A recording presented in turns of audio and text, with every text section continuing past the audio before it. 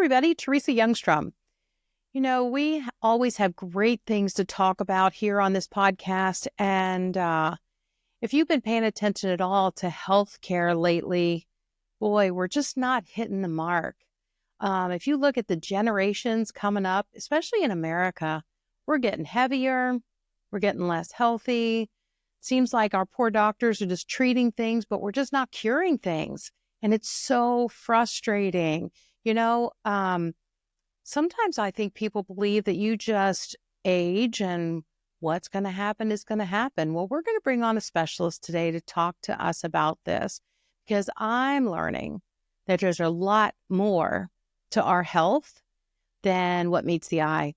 And, if we wait until we're 50 and 60 to start dealing with our health, boy, we have really missed the mark. And trust me, I'm at that stage, and I can tell you that it's very hard to go back and get healthy once you've been living a life and mistreating this body for a long time. So tune in today because we have George Parker with us today. Let me tell you about George. George, a retired executive, entrepreneur, and a researcher with a personal ministry and a passion for helping people prevent and deal with chronic disease. After extensive study of the latest research and recent writings by functional medicine doctors, he developed a 5-session wellness series that he presents at churches.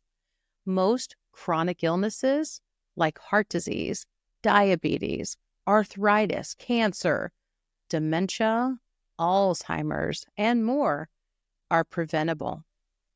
The studio videos of the wellness series, plus dozens of articles on specific topics, are available on his blog site at longerlifespan.substack.com, or just search for George Parker's Substack and you'll find some great information. Please help me welcome to the stage George Parker. Hello, Teresa.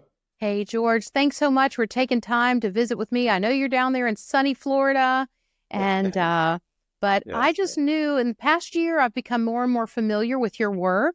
And it actually was through a church thing, through looking at a possibility of having you speak at our church. And it was like, wow, this guy's pretty incredible. And someone who is midlife, postmenopausal, and dealing with health issues, I'm finding what you're talking about more and more and more relatable. So let's get started. We only have 30 minutes, and boy, does it go fast. But To cover. let's talk about this myth or misconception, I think it is. Do we really have a choice about our health after 60? Or is it just our genes and our environment that determine that for us? Well, we definitely have a lot of choices. The impact of genes is misunderstood by the public a lot, I think. We mapped out the human genome about 20 some years ago, and the thought was, wow, we're going to have all kinds of solutions to diseases, especially chronic diseases. Right. Well, how did that work out? Well, it didn't work out that way. It doesn't appear to have worked out. It didn't work out because the genes, in a direct sense, have only 5 to 15% impact on our health and the likelihood to get disease. But they are still important. There is something in between what happens to us during our life and our genes, and it's called the epigenome. And the epigenome is sort of like like a piano. Let me use that as an analogy. If it's a piano, the keys, the piano itself, which is fixed, is our genes. But our epigenome is the way those keys are played. And that determines what happens to us. Okay. And as we play a key, it either turns on or off a gene or multiple genes, and that happens second by second throughout our entire life. And our epigenome is the combined impact of all of those things that happen, including our thoughts, on our lifestyle. Wow. So that's the way that we are really empowered to affect our health, because what we think, what we eat, how we sleep, um, even interactions with other people, um, and even our forerunners, our parents and their parents affect our health because the epigenome, in part, is transferred through the womb. Oh, Uh, yes, it's really an amazing. There are so many amazing things about our body, and this is one of them. So yes, we have a dramatic impact on our health at all ages, and as you mentioned, it's better to start young than old, yeah. but irregardless, we can have a great impact. That is exciting. That's exciting news. And I think everybody needs to hear that and embrace it and take my advice and start sooner on helping, get your body in great shape, especially down on the molecular level. I know That's where it starts. we Yes, care mostly about how the outside looks, but it's so important. And I've just learned that getting healthy, I've got to fix the inside before the outside starts to show good results. absolutely. Yeah, and that was something I learned from a nutritionist. So the healthcare system appears to treat our illnesses. I said that earlier. Is there a better way? Yes, I think. Well, you know, um, there are a lot of problems with our approach to healthcare, Hmm. and it is one of the factors that results in our health being the worst internationally among all the developed countries. Yeah. We spend twice as much, and we die sooner. We spend more years with disability and dysfunction from chronic disease than any other developed country. So certainly we could point a finger at healthcare. And chronic disease is the problem. Hmm. Um, Chronic disease, we spend about $4.5 trillion on healthcare a year, which is just absolutely incredible. It's the most profitable business I think around, Sure. except maybe pharmaceuticals. And Yeah. and it doesn't get us a lot because of the results that I just mentioned in terms of the how poor our health is. And but the healthcare system, to be frank, wasn't designed for chronic disease. It Right. was really grew up in a situation where the pharmaceutical companies and the healthcare system were developing and growing and establishing a structure at the same time. And Hmm. boy, there were some wonderful things happening at that time. Discovery of antibiotics and Hmm. vaccines and medicines to deal with acute problems. Hmm. Now, acute problems are things that have a very short life cycle. Right. Uh, they're things like a broken bone or an Hmm. infection Infection. Yeah. or a rash or whatever have you, and or an illness.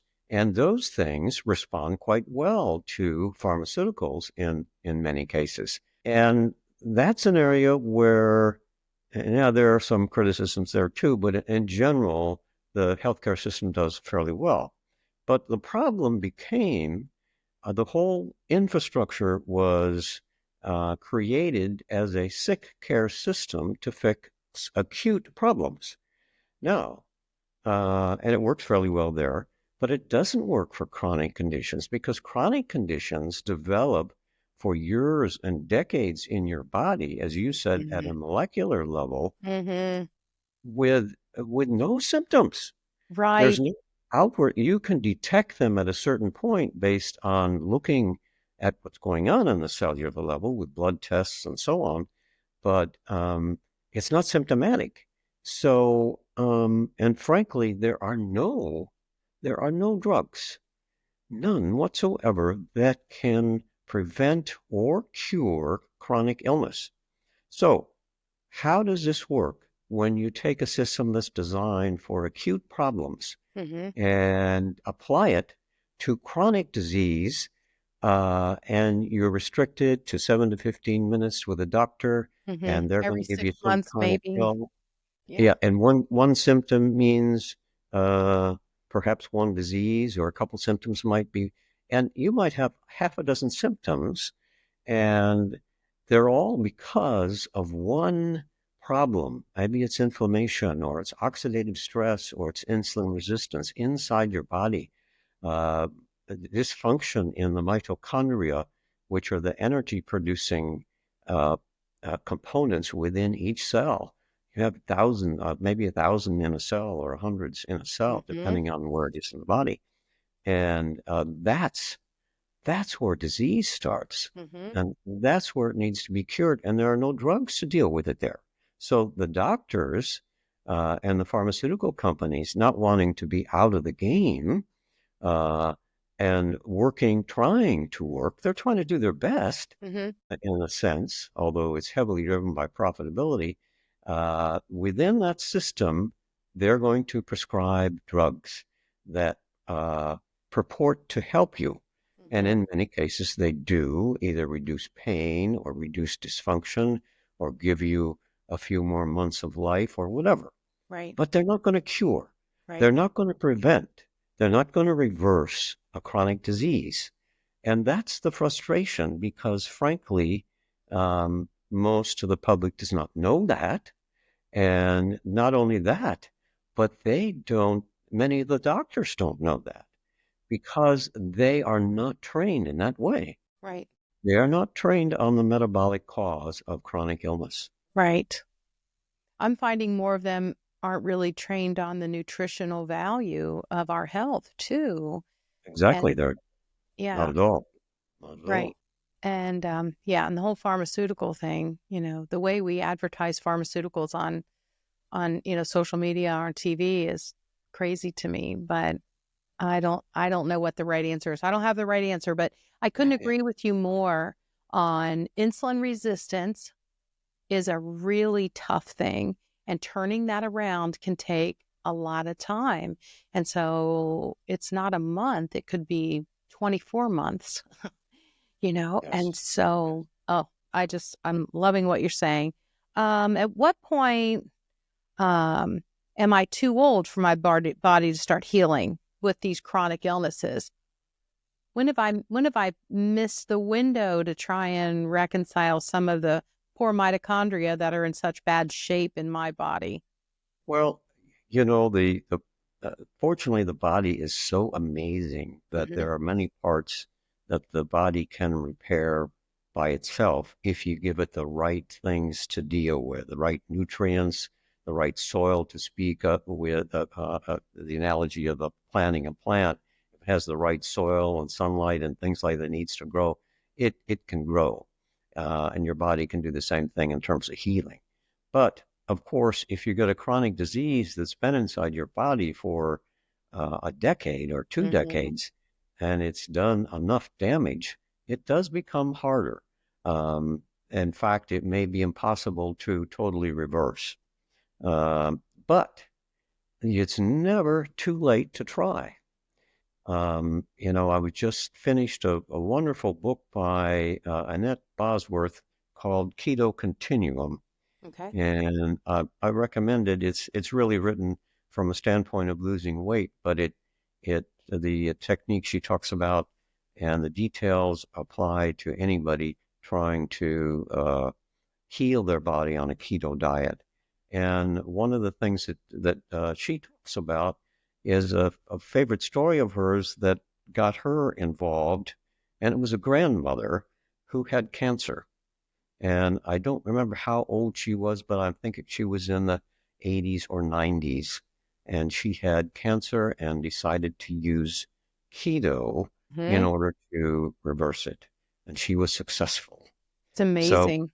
yes, it's never too late. I mean, Right.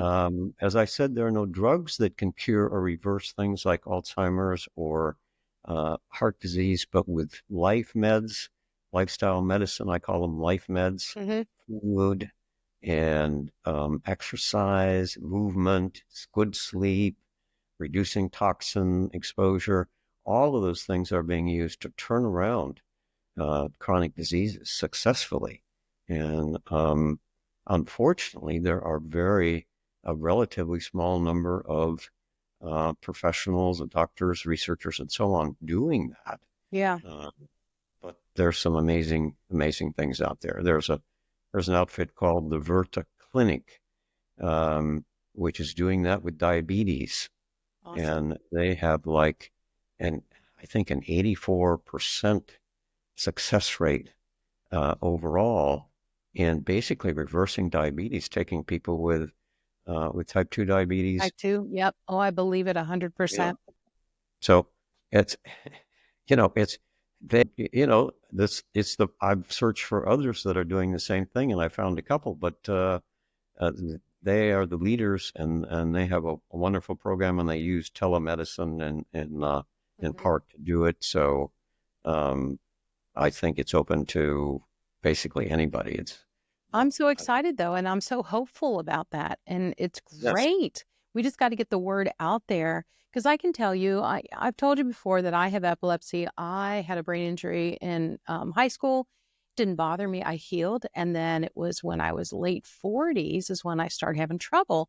And so I don't want to have this. And when someone, taught me that, well, maybe you can change what you're eating and try the keto. Keto, we know keto is good for people that have seizures. And yes, so yes, with epilepsy, I'm like, I will try anything. All right. Now I have to be honest with you. My neurologist, and he is a top guy in Cincinnati. I should say my last neurologist, top guy in Cincinnati. He he he wasn't thrilled about me doing keto at all. And I thought he would be like right on supporting me that, yeah, that's hard.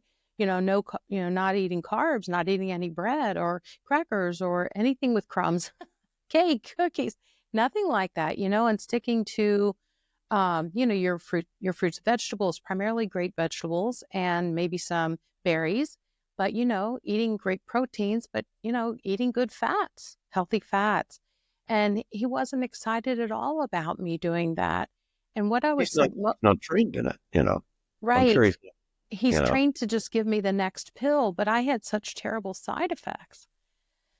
So it's hard, but that's just my story. There's a lot of stories. But I learned when I started seeing um, a nutritionist and she was drawing my blood and looking at what was going on in there. I was so insulin resistant and I had no idea. yes. And edge scooting up into prediabetes for type 2 prediabetes. And I've been able to turn that around even postmenopausal.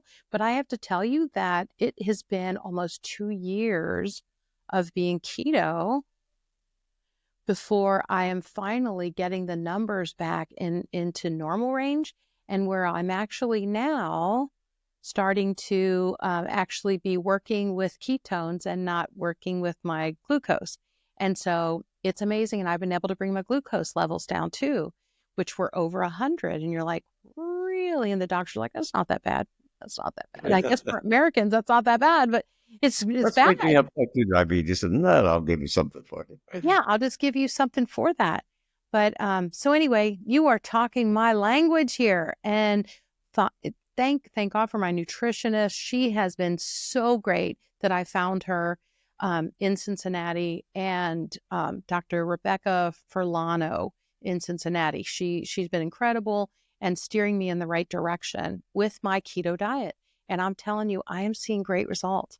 And so I just thank you so much for what you do. But you mentioned functional medicine. So that's a new topic for a lot of people. So tell me, what is functional medicine? And, you know, how can we find more of those people?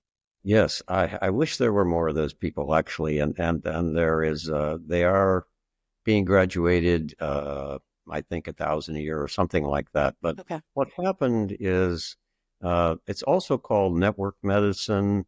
There are a lot of holistic practitioners of medicine out there who Mm-hmm. aren't functional medicine doctors, but they at least try to look at the whole body rather as a organism rather than a mechanism, which is the traditional approach. The traditional doctors look at the body as a mechanism, and there's 40 different specialties or more. And if you have this problem, if you have a hip problem, you go to hip specialist. If you Yeah. have a brain problem, you go to a neurologist. And you might have one cause, which is an internal problem, insulin resistant, let's say, and they will send you to three different people, and they each try to do their thing on a Right. separate part. But Right.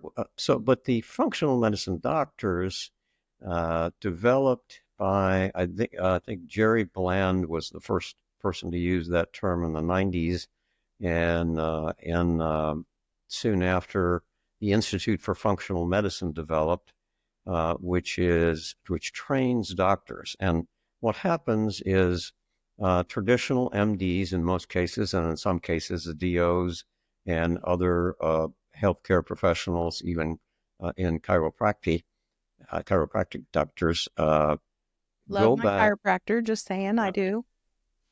Well, and some go back to the Institute for Functional Medicine to get the additional training. And then after that, typically what happens with most of them is they set up a concierge practice that does not accept insurance Right. and charges an initial fee and And it can be perhaps, $400 right up front, right, or you know, more. or more. Um, and then you pay something on a quarterly or monthly basis, Right. uh, or if you see them at all, to deal with particular problems. And the difference between the functional medicine and traditional medicine is the traditional medicine typically asks what is going on, what is the disease diagnosis, and once I get a name, then I can look at my resources and figure out what kind of medications or treatments or surgeries you need. And the functional medicine doctor starts from a different point. They say, what is going on into your body? Instead of saying what, they say why. Mm-hmm. And what kind of health are you healthy internally? And do tons of blood work and analysis. And the traditional medicine is time constricted. They may spend 7 to 15 minutes with you. Traditional functional medicine doctors might spend a couple hours with you Yes, initially, and they want to understand where your health is, and their goal is to get you healthy. Now, our healthcare system is not set up to do that, I know. I'm sad unfortunately. about that. And it's unfortunate because chronic disease develops, as we said, long before you have any symptoms, and that's where it can be nipped in the bud. So, functional medicine doctors are able, using life meds plus pharmaceuticals if needed, Hmm. but they start with creating health. I know one of my favorite authors, Mark Hyman, says, I just create health in my patients and the disease disappears. Wow. That's awesome. Yeah. And they're now functional. So, but unfortunately, even with the number of functional medicine doctors that are being turned out by the AFM, their numbers are small. They are less than, I don't know, 2% or 1% of total doctors out there. Right. Maybe only, very small single digits. And, but that doesn't mean that you cannot use those same principles to create health in yourself Hmm. and um, to get support systems to deal with your health. I mean, there are uh, people like Life Extension and Function Health that will do lots of blood work for you at a Hmm. very low cost. You might get a couple $1,000s worth of blood tests for a few $100s, and they will give you interpretive information on them. Nice. And based on that information, you can make some of your own changes and get some additional information to figure out where to take it. So you're essentially being your own functional medicine doctor. I If you feel like that have, it seems like we're having to manage our own yes, health. And if you're not going yes, to get involved and figure it out, you're on a treadmill just to disaster and a bunch of drugs. it's very frustrating. But fortunately, in our day and age, there are lots of resources out there. I mean, there's lots of health information online. Yes. Of course, there's lots of garbage too. Hmm. So you have to look at credible resources. But Right. um, and some of my articles on the blog site deal with how you go about doing that. There's a series called something like Who's Responsible for Your Health? There's a 3-part article. Great And question. yeah, you have to be responsible for your health no matter who you use. I mean, Right. bottom Every line, day. every day. It's, even if you go to a traditional doctor, in Mm-hmm. terms of what questions you ask and what advice you accept and what additional things you do in using your body for healing, you have to be responsible for doing that. Now, the unfortunate thing is there are some people who um, just don't know where to go and don't have the resources, don't have the funds to use some of those resources. I mean, that's the tragedy in our I society agree. today. It's limited by your financial resources in part, but it's easier, it's less expensive than it ever has been. Mm-hmm. So let's start. Um, let's see. So the big question of the day on my podcast is, can making better choices with nutrition, with our health in general, can we slow the progression of the dementias out there? Absolutely. I mean, oh, definitely. I mean, it's like I said, Alzheimer's and dementia have been uh, completely reversed at an early stage, or maybe not, or almost completely reversed at a very early stage, and definitely improved because of diet and exercise. And there are some clinics and organizations that are doing that Mm-hmm. on a very holistic basis and trying to control a lot of things, you know, things that cause uh, things that you would do to prevent disease can be applied aggressively to cure and reverse disease in many cases. It's not easy to do. And as you mentioned, it takes time, especially if you have something that's been developing for decades.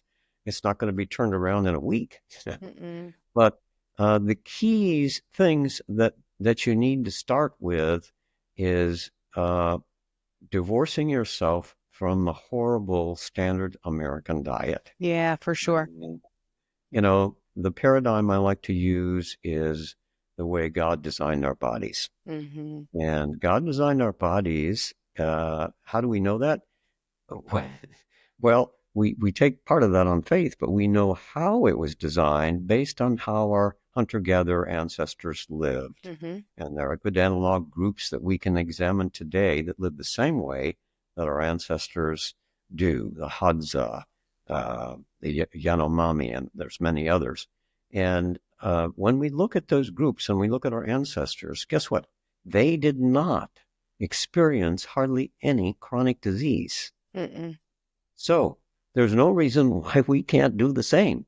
We're Right. just stuck in with all our technology that helps us, but also hurts us in terms of the processed food and the food-like substances that are on the grocery shelves. Yeah.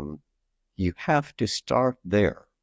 You have to start with uh, not eating ultra-processed foods. Those are foods that uh, uh, make up about 75% of what's on the grocery shelves. Yes. You have to, anything that's got a label that's in a package that's not a whole food, like a orange or a vegetable that's fresh, or something that's been fresh frozen, like there's a wonderful product that we like that's wild blueberries that are fresh Yes. frozen. Frozen. So we have them almost every day. So, I mean, there's things like that. So if you first start with eliminating ultra processed foods, all grains, and grains, I'm talking about wheat, rice, corn, rye, and so on. The cultivation of those about 12, 14,000 years ago was one of the biggest mistakes that our race made, that our species made. And that was an eye blink in evolutionary history. Mm-hmm. We had decided not to eat the seeds of grains, Yes. knowing that it wouldn't be good for us for, you know, 300,000 years. Hmm. And it did have advantages in terms of some of our cultural things, but we could have gone in a different direction. Right. Um, and one of the problems we have used is that we've used technology to make those grains more refined, Hmm. more glycemic, But less healthy. less healthy, less nutrient, and we eat more and more and more of them. Yeah, because it And keeps us sugar, hungry, hungry, hungry, yes, hungry, hungry, hangry, hungry. I mean, carbs are so addicting. And I just want to addicting. tell you, once you get off of carbs, it's so great. And Yes, just as someone who's done it, my goodness, hopping out of bed in the morning, being over 60, the inflammation is gone. It's amazing. And so there are great benefits that come, but getting to that point is hard. it is. Yeah. I do want to say that in addition to carbs, the worst kind of carbs, of course, are sugar, refined sugar.